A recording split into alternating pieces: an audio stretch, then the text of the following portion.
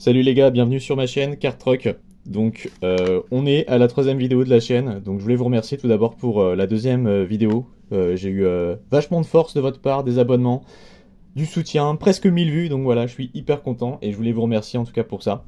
Donc bah écoutez, on continue avec une troisième vidéo et la thématique de cette vidéo, comme je le disais dans mon short, c'est un petit challenge que je vous lance et que je me suis lancé, bête hein, tout simple, avec 10 euros, bah, dans quoi on peut investir en tant qu'investisseur débutant dans le TCG Pokémon et quel type d'item on peut trouver pour 10 euros.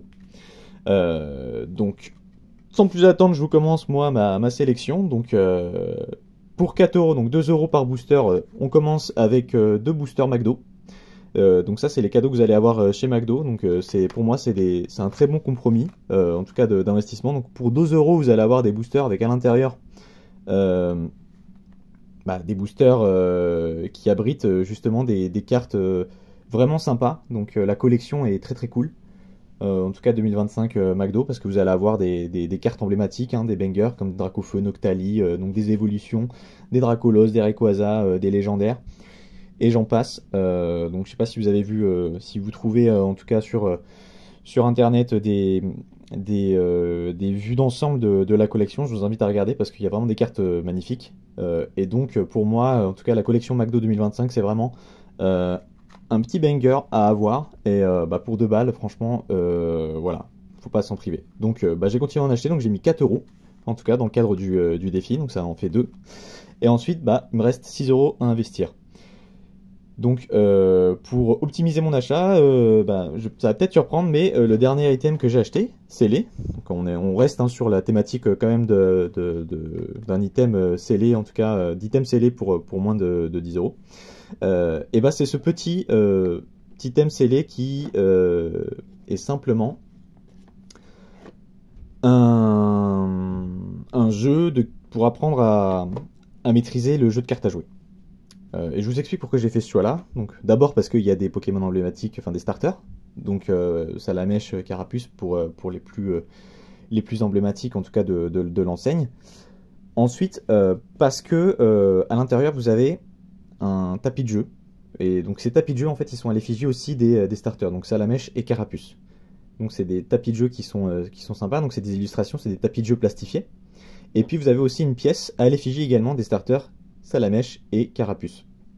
Donc voilà, ça fait un ensemble de choses, en plus des petits decks à jouer, qui est sympathique à collectionner et à garder en scellé. Moi, mon avis, c'est que c'est plutôt un item à garder en scellé. Après, à ouvrir, je pense pas que ce sera simple de vendre séparément, en tout cas, les goodies qui est à l'intérieur du pack. Mais voilà, moi je l'ai eu à 50%, donc normalement c'est un item qui est à 11 euros.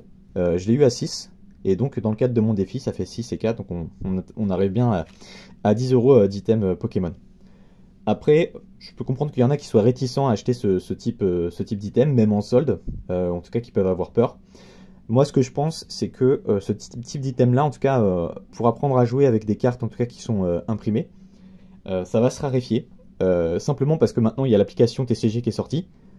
Et comme l'application TCG qui est sortie, on apprend à jouer sur son téléphone, c'est plus ludique, c'est plus rapide à partir du téléphone.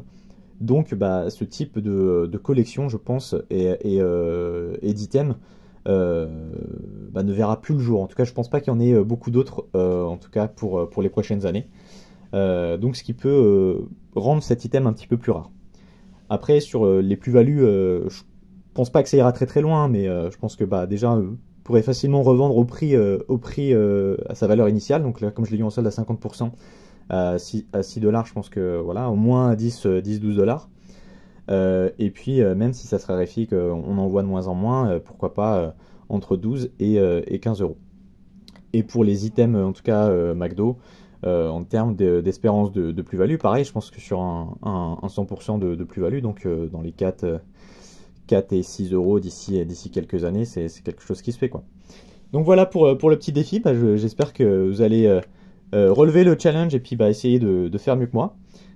S'il y en a que ça rebute, en tout cas, d'acheter ce petit scellé, parce que c'est un petit peu moins dans la veine, en tout cas, de la collection Pokémon, ce que vous pouvez faire à la place, c'est vous focus sur un blister. Donc les blisters normalement c'est après retail, en tout cas donc là sur Étincelle Déferlante, si vous l'achetiez dès le début de la sortie de la collection, vous pouviez le retrouver à 6 euros. Donc même si c'est pas du Étincelle Déferlante, sur d'autres collections, vous pouvez très bien trouver un blister d'une autre collection. Moi je pense à Couronne Stellaire par exemple, ou du Mascarade Crépusculaire, je pense que c'est encore des collections qui peuvent se trouver en magasin. Donc si vous trouvez en tout cas ce format-là, ben, vous pouvez voilà, investir 6 euros dessus, et puis compléter soit avec des items McDo, soit si vous avez des meilleures idées, écoutez, tant mieux. N'hésitez pas à les partager avec moi, avec la communauté, puis à me dire ce que vous avez trouvé en tout cas pour 10 euros. Ok? Et écoutez, voilà, super, c'était Cartrock. C'était le challenge 2025 pour 10 euros pour acheter du scellé. Je vous donne rendez-vous dans la prochaine vidéo. Et puis d'ici là, portez-vous bien. A plus.